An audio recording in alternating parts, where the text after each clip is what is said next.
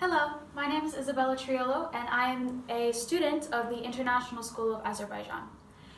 This video is to raise awareness for the learning disability dyslexia. I am doing this for my personal project.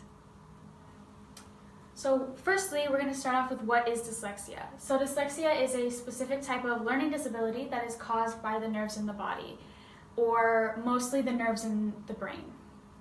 So it is characterized by difficulties in learning to read, interpreting words, letters, numbers, and other symbols, but it does not have a general effect on intelligence of the specific person that is diagnosed with dyslexia. And everyone has a different type of dyslexia. So here are some of the things that dyslexia can affect. So spelling, education, words, reading, health, life, career, math, etc. Types of dyslexia. So there are three main types of dyslexia. Firstly, there is primary dyslexia. Primary dyslexia is the most common type of dyslexia. It is caused by damage to the left side of the brain. Then there is secondary or development dyslexia, which is caused by brain development in fetal stages. The final type of dyslexia is trauma dyslexia, and that is caused by trauma to the brain, which could occur through car accidents, sports accidents, any trauma to the brain, any injury to the head. Symptoms. Here are some symptoms that will help you to determine whether a student is dyslexic or not. Now, if from the very beginning, if they have trouble with language development, so if they're having trouble speaking at first, that's one of them. Once they start learning to read or going to school, they might have difficulty with reading and fitting words into sentences that make sense to them, as well as they might have trouble getting new vocabulary words, understanding a type of word that is given to them through the teacher or adult. They also might have trouble copying from the board or from a book. If the teacher writes something on the board, it will take a few minutes for them to understand, or they might just have trouble overall. Then there's also probably difficulty in learning to read, as well as writing, spelling, etc. A child also might not be able to remember content that's given to them, that it couldn't also involve a video or storybook. The child might also appear uncoordinated, so they might have trouble with sports and games. And lastly, they might have understanding the left from the right, and that could also cause dominance issues with the left and the right hand. So here are some examples of decoding. So there's comprehension, general knowledge, problem solving, vocabulary, critical thinking, reasoning, and concept formation. Now we will look at the methods of testing.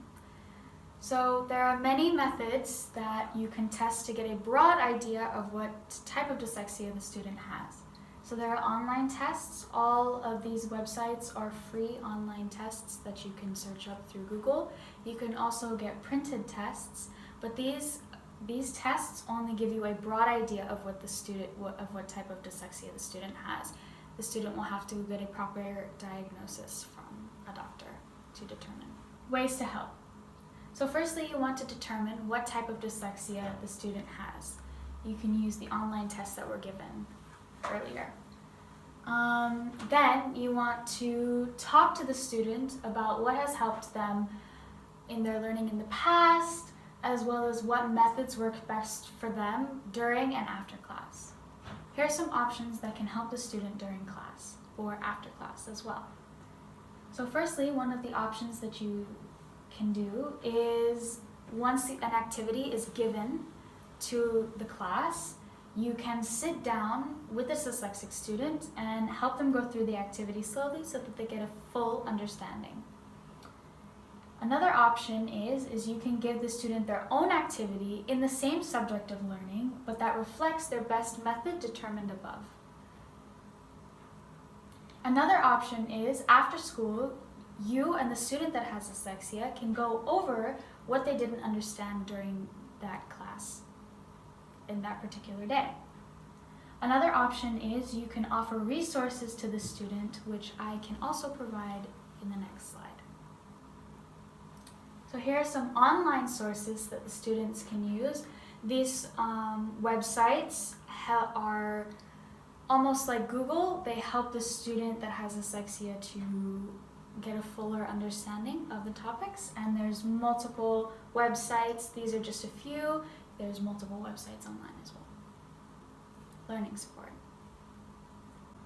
What is learning support? Learning supports are resources, strategies, practices that provide physical, emotional, and intellectual support intended to enable all students. All students will have an equal opportunity for success in school by addressing barriers and promoting engagement in learning and teaching. What this means. This means that learning support can help dyslexic students that have problems emotionally and socially throughout their lives. Learning support can also give students the proper resources to help them in their everyday lives. How can learning support benefit your school? By having learning support teachers, the regular subject teacher can focus on the class as a whole. The dyslexic students can also get as much help as they needed from the learning support teachers. All dyslexic students can be given the opportunity to grow and exceed past their learning disability, and that gives them a better start to their adult life. If you have any questions, you can email me at itriolo@student.tisa.az. Thank you for watching my presentation, and I hope that you learned a lot about dyslexia and ways that you can help your students.